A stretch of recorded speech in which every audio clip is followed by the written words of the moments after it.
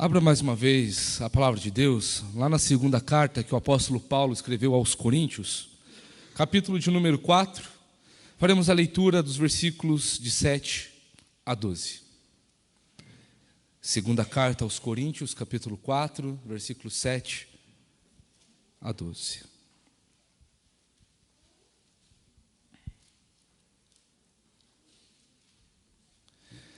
E diz assim a palavra de Deus: temos, porém, este tesouro em vasos de barro, para que se veja que a excelência do poder provém de Deus, não de nós. Em tudo somos atribulados, porém não angustiados. Ficamos perplexos, porém não desanimados. Somos perseguidos, porém não abandonados. Somos derrubados, porém não destruídos. Levamos sempre no corpo o morrer de Jesus, para que também a vida dele se manifeste em nosso corpo, porque nós que vivemos somos também entregues à morte por causa de Jesus, para que também a vida de Jesus se manifeste em nossa carne mortal, de modo que em nós opera a morte, em vocês a vida. Vamos orar mais uma vez? Bondoso Deus, louvado seja o seu nome, Pai, pela sua palavra que nos confronta essa manhã. Obrigado, Deus, pela tua revelação. Que o seu Santo Espírito inunde o nosso ser, a fim de que entendamos essas palavras de vida eterna. Louvado seja o seu nome, porque o Senhor nos ama e por isso o Senhor nos se importa conosco, com a nossa vida, na sua integridade. Pedimos ao Senhor para que o Senhor venha estar falando conosco nessa manhã. E saímos daqui, Pai, desafiados pelo Senhor, a fim de viver cada vez mais uma vida santa e íntegra. Louvamos o seu nome, Deus, para o louvor da sua glória que nós oramos e agradecemos. Em nome do Senhor Jesus. Amém. Tenho certeza, meus irmãos, que vocês já ouviram aquela frase que são nos pequenos frascos que estão os melhores perfumes. E é uma comparação muito comum de se fazer, de dizer que são as coisas mais, que a gente julga que são mais inferiores, mas que também nós podemos trazer à nossa mente de que elas contêm coisas valiosíssimas. O apóstolo Paulo está falando aqui fazendo uma comparação de uma forma muito parecida, sobre nós e sobre o que carregamos, sobre nós sermos vasos frágeis, mas que nós carregamos um grande tesouro, que é o Evangelho, a pregação do Evangelho, a proclamação das virtudes do nosso Deus, sabendo de que Ele é quem nos sustenta.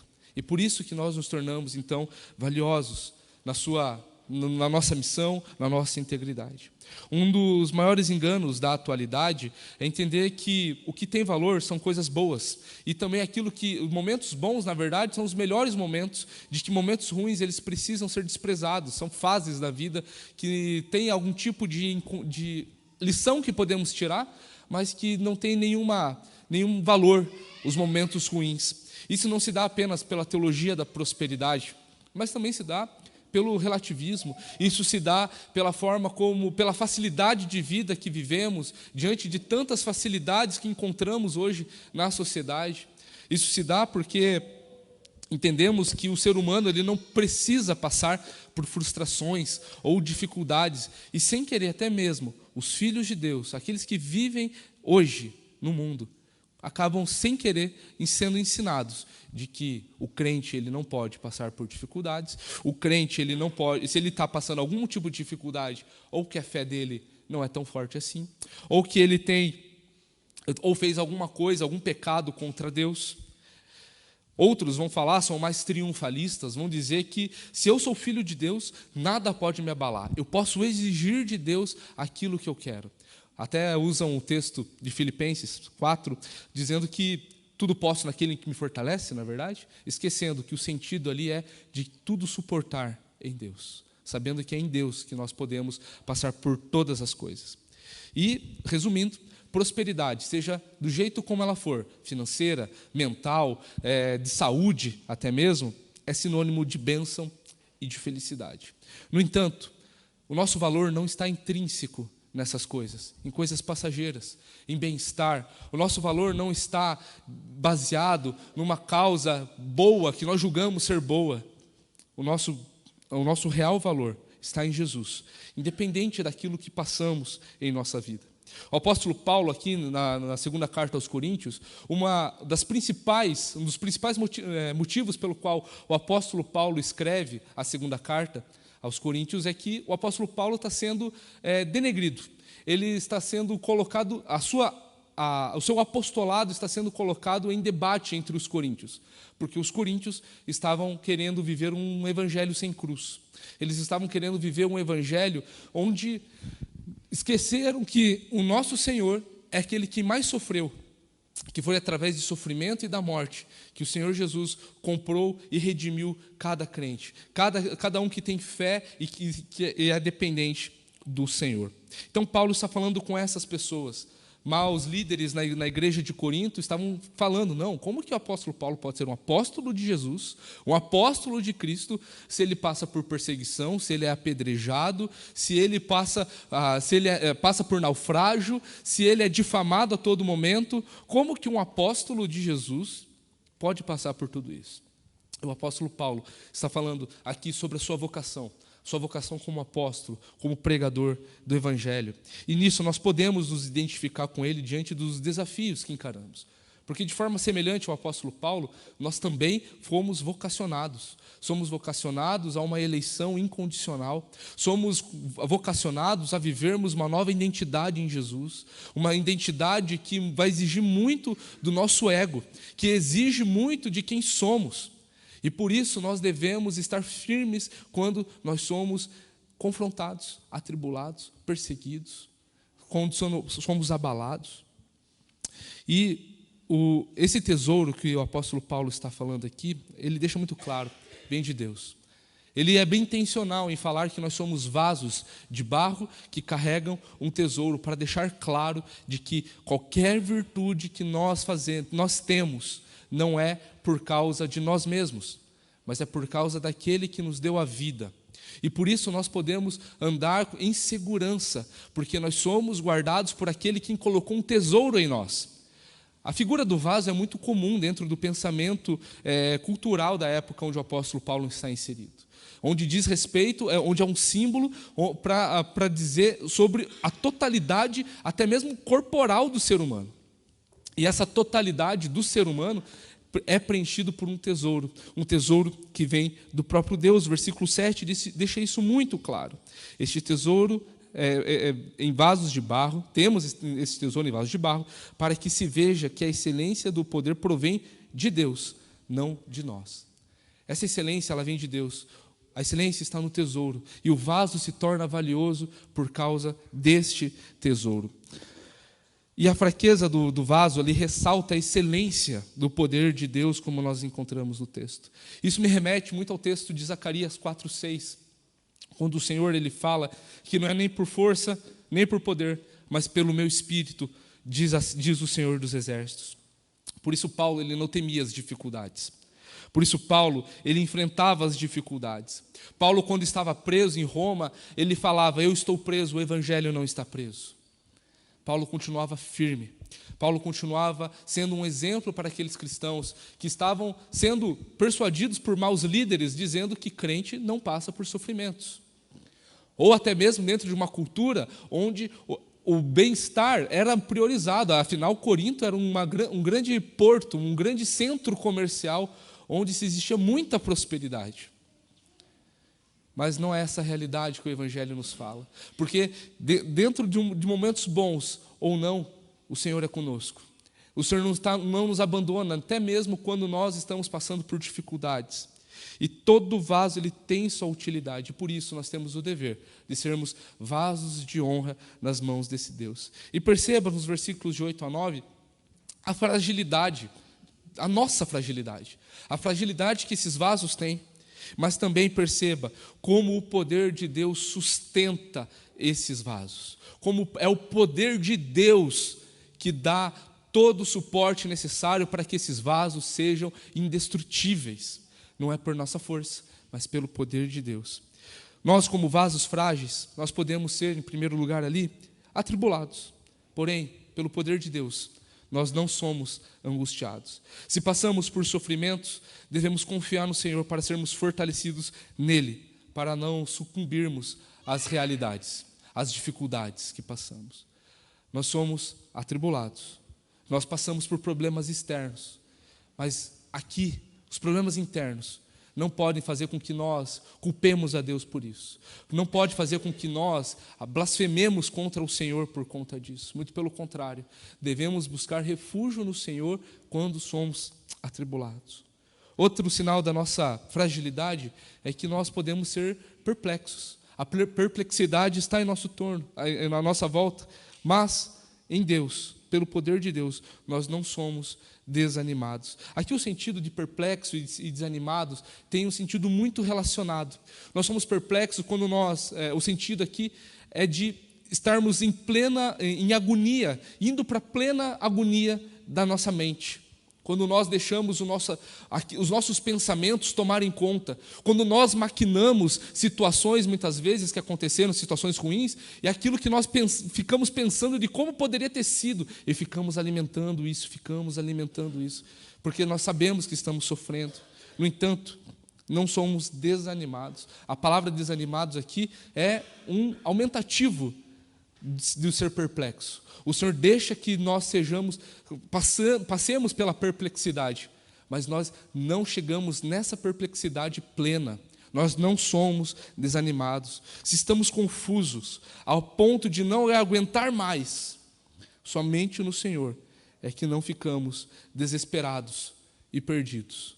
Dentro de nós mesmos, na nossa vida, é somente no Senhor que nós não ficamos desesperados, porque sabemos onde está a nossa segurança e a nossa alegria. Outro sinal da nossa fragilidade é que nós estamos sujeitos à perseguição. Com certeza, somos vasos frágeis, né? Somos aquele vaso que está num lugar onde uma bolada pode aparecer ali, dar naquele vaso e a gente pode cair. No entanto, pelo poder de Deus, nós não somos abandonados. Ele não deixa que aquela bolada alcance aquele vaso. Se estamos sendo caçados pelos nossos adversários, se estamos sendo perseguidos no nosso trabalho, na faculdade, se estamos sendo perseguidos no contexto onde nós estamos inseridos, é o Senhor que não desiste de nós e Ele não nos abandona. Ele é conosco. Nós não estamos sozinhos com o Senhor. Nós não somos abandonados quando temos o Senhor. Essa é uma segurança diante da nossa fragilidade. E o último sinal aqui da nossa fragilidade que o apóstolo Paulo nos aponta aqui é que nós somos derrubados ou abatidos, dependendo da versão, mas não destruídos. Nós não podemos ser destruídos. Nós somos desejosos para o Senhor, porque sabemos que a sua graça nos alcançou.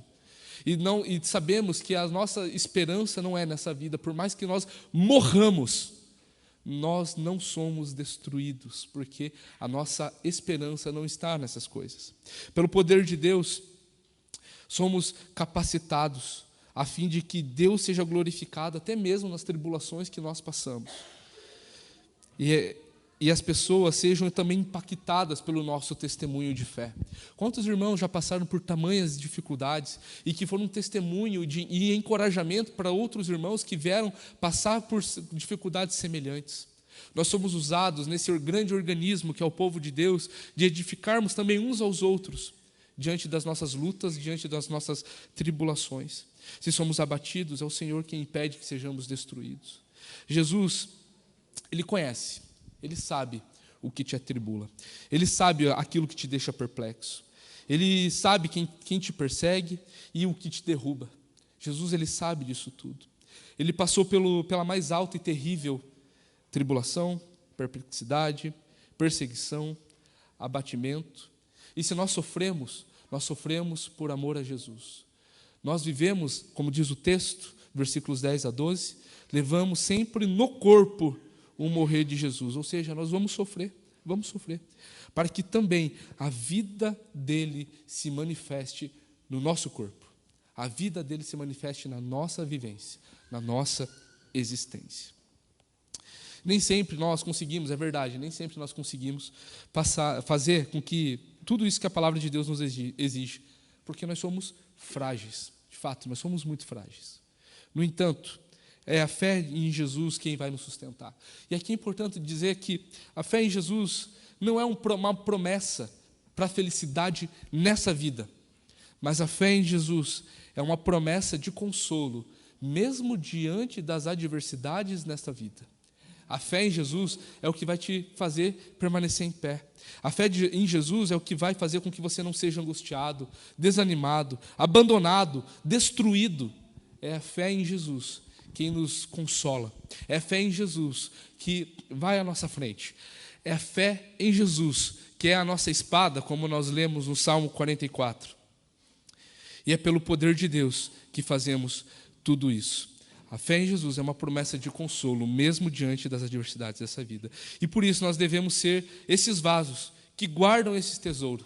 Sermos fiéis enquanto estamos guardando esse tesouro, sabendo que Deus é conosco mesmo em tempos ruins.